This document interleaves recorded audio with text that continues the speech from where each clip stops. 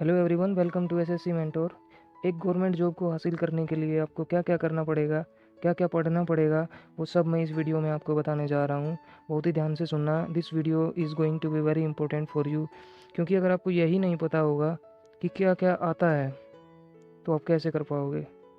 तो one by one मैं आपको सारे सब्जेक्ट्स बताऊँगा जो आपको पढ़ने पड़ेंगे, ठीक है। और इनके बारे में फुल डिटेल, यानी कि कैसे पढ़ने हैं, कितने पढ़ने हैं और कहाँ से पढ़ने हैं, वो मैं आपको अगले वीडियो में बताऊंगा।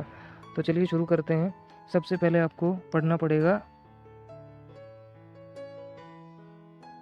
क्वांट्स, जिसको आप मैथमेटिक्स भी बोलते हो। ये दो तरह का होता है,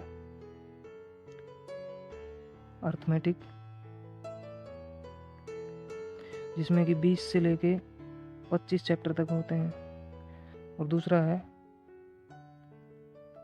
एडवांस्ड, इसमें 8 से लेके 10 चैप्टर तक होते हैं, ठीक है फ्रेंड्स। और ये सिलेबस जो मैं बताने जा रहा हूँ ये मेनली एसएससी के लिए है, लेकिन अगर किसी ने इतना भी कर लिया ना तो उसके सारे एग्ज़ाम कवर हो जाएंगे इसके अंडर में। तो सबसे पहला सब्जेक्ट है क्वांट्स। आपको ये पढ़ना पड़ेगा, बहुत अच्छे से पढ़ना पड़ेगा। कैसे पढ़ना है वो मैं आपको अगले वीडियो में बताऊंगा। दूसरा है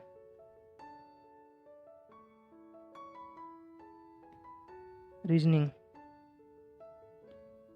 ये बहुत से लोग मानते हैं कि काफ़ी आसान होता है, बिल्कुल आसान होता है, लेकिन आपको एक तरीके से पढ़ना पड़ेगा ये। इसमें बहुत सारे ऐसे चैप्टर होते हैं जिनमें कुछ बेसिक्स होते हैं, कॉन्सेप्ट्स होते हैं, रूल्स होते हैं, ठीक है। और कुछ चैप्टर्स में तो फार्मूलाज भी होते हैं, जैसे कि ऑर्डर एंड रैंकिंग है। तो बहुत अच्छे से आपको पढ़ना पड़ेगा, या ये सब्जेक्ट आपको पूरे में से पूरे नंबर दिलवा सकता है। तो ये 3 तरह का होता है रीजनिंग। सबसे पहले होता है वर्बल, इसमें लगभग 20 चैप्टर होते हैं। और दूसरा पार्ट होता है इसका नॉन वर्बल, इसमें लगभग 10 चैप्टर होते हैं फ्रेंड्स। और तीसरा है लॉजिकल रीजनिंग, इसमें भी आपको लगभग 10 चैप्टर मिल जाएंगे। तो टोटल 40 से 45 चैप्टर इसमें होते हैं। काफ़ी लेंदी है ये, लेकिन ये चैप्टर ऐसे हैं कि आप एक दिन में एक चैप्टर भी अच्छे से भी कर सकते हो और उसकी प्रैक्टिस भी कर सकते हो। तो 30-40 दिन में रीजनिंग आप कवर कर सकते हो बहुत ही अच्छे से विद प्रैक्टिस।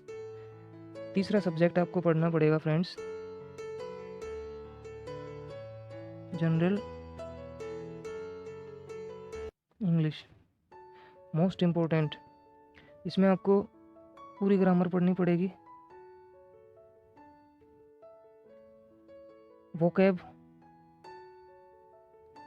वोकेबलरी आपको सीखनी पड़ेगी। इसमें एंटोनिम, सिनोनिम और भी नए नए वर्ड्स होते हैं। और तीसरा आपको कॉम्प्रिहेंशन भी पढ़ना पड़ेगा, पैसेज। तो इसमें भी बहुत मेहनत करनी पड़ती है, लेकिन आसान होता है ये, और आप बहुत अच्छे से सीख जाओगे। जैसे कि ग्रामर है, नए नए वोकैब्स हैं, और कॉम्प्रिहेंशन की प्रैक्टिस करनी पड़ती है। चौथा सब्जेक्ट आपको पढ़ना पड़ेगा जीके। ये डिवाइडेड होता है जीएस में और करंट अफेयर्स में।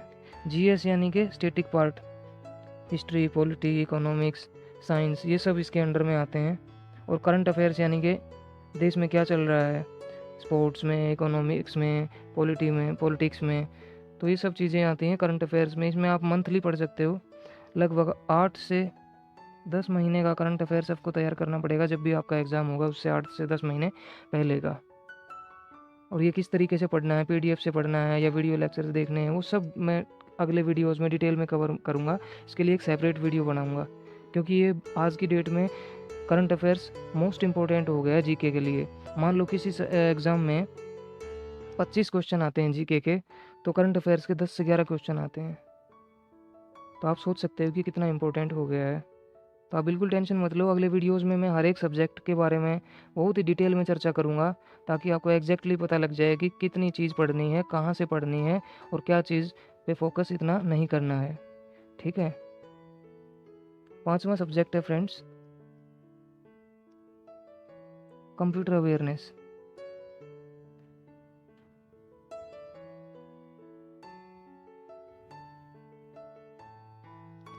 दोस्तों, कंप्यूटर अवेयरनेस भी एक इम्पोर्टेंट सब्जेक्ट हो जाता है, क्योंकि जीके में इसमें 5 से 6 क्वेश्चन भी आ जाते हैं। बहुत ही बेसिक होता है ये, इसके लगभग 10 चैप्टर होते हैं इस सब्जेक्ट में। बहुत ईजी होता है ये, लेकिन आपको पढ़ना तो पड़ेगा ही ये भी। देखो, आपके गवर्नमेंट जॉब के एग्ज़ाम की तैयारी लगभग 3 सेक्शंस में डिवाइड होती है। जो बड़े एग्ज़ाम हैं जैसे कि एसएससी है, CHSL है, इनमें लगभग 3 स्टेजेस का होता है ये। स्टेजेस तो वैसे 4 होती हैं, लेकिन इसमें तीन टाइप के क्वेश्चन आते हैं। जैसे कि ऑब्जेक्टिव टेस्ट लेते हैं आपका, फिर सब्जेक्टिव टेस्ट भी लेते हैं, और तीसरा है वर्ड प्रोसेसिंग।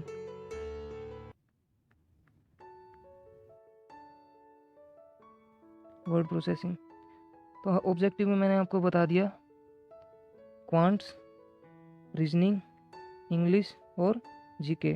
अब हम बात करेंगे सब्जेक्टिव में आपसे क्या करवाते हैं, क्या पूछते हैं, फिर उसके बाद मैं आपको बताऊंगा वर्ड प्रोसेसिंग में क्या क्या होता है। तो सब्जेक्टिव में आपको डिस्क्रिप्टिव इंग्लिश पूछता है वो।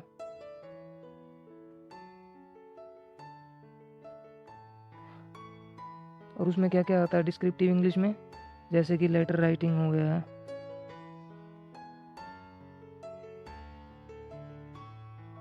ऐसे राइटिंग हो गया,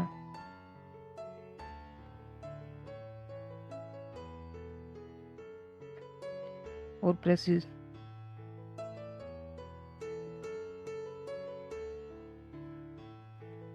राइटिंग। जब भी आपका डिस्क्रिप्टिव एग्ज़ाम होगा ना, तो उसमें आपको या तो लेटर लिखवाएगा, ऐसे भी लिखवा सकता है, और कोई पैसेज दे देगा, कॉम्प्रिहेंशन पैसेज दे देगा, उसमें से बोलेगा कि आप इसमें ना पैसेज लिख के दिखाओ इसमें।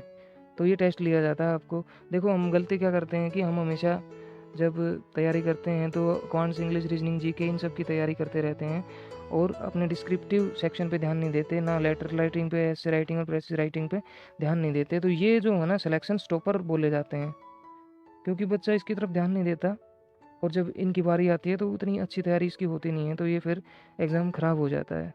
तो हो सके तो आप साथ साथ इनकी भी प्रैक्टिस करिए, जब भी टाइम लगे आपको लेटर्स लिखिए, नए नए एसेज पढ़िए, उनको लिखिए। ये आपको कॉपी पे भी लिखवा सकता है वो, या फिर आपको कीबोर्ड से टाइप भी करवा सकता है, वो उसकी मर्ज़ी होती है। नॉर्मली कॉपी पे लिखवाए जाते हैं, ठीक है। तो डिस्क्रिप्टिव इंग्लिश का टेस्ट आपको देना पड़ेगा गवर्नमेंट जॉब के लिए। अगला है, फिर नेक्स्ट स्टेज क्या आ जाती है, वो है वर्ड प्रोसेसिंग। इसमें आपसे क्या करवाता है वो, टाइपिंग करवा के देखते हैं, टाइपिंग टेस्ट होता है, या फिर पावर पॉइंट प्रेजेंटेशन बनवाते हैं जिसको हम PPT बोलते हैं, या फिर आपसे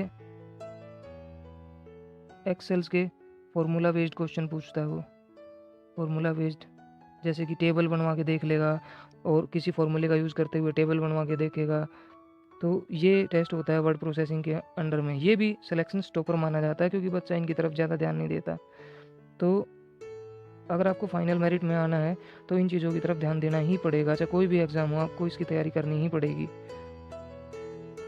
नेक्स्ट है फ्रेंड्स, न्यूज़पेपर रीडिंग।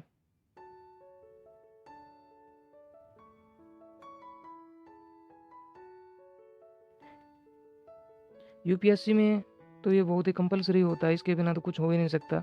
लेकिन SSC और उससे नीचे के जितने भी एग्ज़ाम होते हैं, उन सब में ये कंपलसरी नहीं होता, मैंडेटरी नहीं होता है, ये ऑप्शनल होता है, आपके ऊपर डिपेंड करता है। लेकिन हाँ, अगर आपको दूसरे बच्चों से आगे निकलना है, कुछ अलग करना है और एक्स्ट्रा नंबर गेन करने हैं, या अपनी वोकेबलरी में इम्प्रूवमेंट करना है, या अपनी ग्रामर में इम्प्रूवमेंट करना है, या अपने रीडिंग प्लस राइटिंग स्किल्स में इम्प्रूवमेंट करना है, तो आपको न्यूज़पेपर पढ़ना ही चाहिए। अब इसका एक तरीका है फ्रेंड्स, इसको आप है ना ऐसे मैंडेटरी मत बनाओ अपने लिए कि नहीं नहीं मुझे तो न्यूज़पेपर पढ़ना ही है, क्योंकि ये बहुत ही बोरिंग काम होता है और इसको कर नहीं पाते हैं। तो इसको बड़े मज़े मज़े में आराम से पढ़ो, जब मन करे तब पढ़ो, जितना मन करे उतना पढ़ो। इसको अपने ऊपर बाइंडिंग मत बनाओ, ठीक है। जितनी इच्छा हो उतना पढ़ो, और आपको इसका परिणाम दिखेगा। आप महसूस नहीं कर पाओगे, लेकिन आपकी वोकेबलरी, ग्रामर, रीडिंग और राइटिंग सारी स्किल्स आपके इम्प्रूव हो जाएंगे इंग्लिश से रिलेटेड। अगला है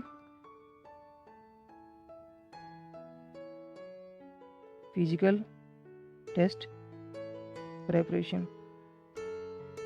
ये क्या होता है फ्रेंड्स? कई जॉब्स की ऐसी रिक्वायरमेंट होती है कि जिसमें आपको फिजिकली फिट होना बहुत ज़रूरी होता है, तो इसमें आपसे वो क्या करवाएंगे, रनिंग करवाते हैं 400 मीटर, 800 मीटर या फिर 1600 मीटर की, कई जगह तो 5 किलोमीटर की भी रेस होती है। और कुछ ऐसे एग्ज़ाम्स होते हैं जिनमें 25 किलोमीटर की भी रेस होती है, लेकिन इनमें टाइमिंग अलग अलग होती है। जैसे कि 25 किलोमीटर वाले में 4 आवर्स की होती है, ठीक है, इनमें कुछ मिनट की होती हैं। तो ये करवाते हैं आपसे फिजिकल टेस्ट में, या फिर आपसे ऊंची कूद करवाएंगे, ठीक है, लॉन्ग जंप करवाएंगे या फिर हाई जंप करवाएंगे। ये मैं इतनी डिटेल में आपको इसलिए बता रहा हूँ कि एक आपको, चाहे आप कोई भी नॉर्मली कोई भी एग्ज़ाम की प्रिपरेशन करें गवर्नमेंट जॉब्स के अंडर में, तो इतना तो आपको करना ही पड़ेगा। अगर आप ये सब करोगे तो फिर कोई चीज़ छूटेगी नहीं आपकी, ठीक है। कोई ज़रूरी नहीं है कि ये सारी चीज़ें सारे किसी भी एग्ज़ाम में मांगेगा। जैसे कि फॉर एन एग्जांपल रेलवे में क्या है, रेलवे में इंग्लिश बिल्कुल भी नहीं मांगता है, तो आपको तो बेनिफिट ही है ना, क्योंकि इंग्लिश तो आप कर ही रहे हो और बाकी सब्जेक्ट भी आप कर रहे हो, ठीक है। एसएससी में ये सारी चीज़ मांगेगा, जैसे कि टाइपिंग भी मांगेगा आपसे, क्वांट्स, इंग्लिश, रीजनिंग, जीके सब मांगेगा, और सब्जेक्टिव टेस्ट भी लेगा आपका। तो इस तरीके से मैंने आपको सिलेबस बताया कि आप मैक्सिमम कर पाओ और कुछ भी चीज़ आपकी छूटे नहीं। तो आई होप मेरी बातें आपको समझ में आई होंगी। अगर आई हैं तो वीडियो को लाइक ज़रूर कर देना, और नए हो चैनल पे तो सब्सक्राइब कर लेना, और इस वीडियो को शेयर ज़रूर करना friends. Thank you so much. मैं आपको अगले वीडियो में हर एक सब्जेक्ट के बारे में डिटेल से बताऊंगा, एक एक सब्जेक्ट का एक वीडियो बनाऊंगा, जैसे क्वांट्स के लिए अलग, रीजनिंग के लिए अलग, और जीके और सब के लिए अलग अलग मैं वीडियो बनाऊंगा, ताकि आपको एग्जैक्टली पता लगे कि वो कौन से चैप्टर हैं जो इन सब्जेक्ट्स के अंतर्गत आपको करने हैं और कहाँ से करने हैं, कितने करने हैं, ठीक है। तो I meet you in the next video. Thank you so much.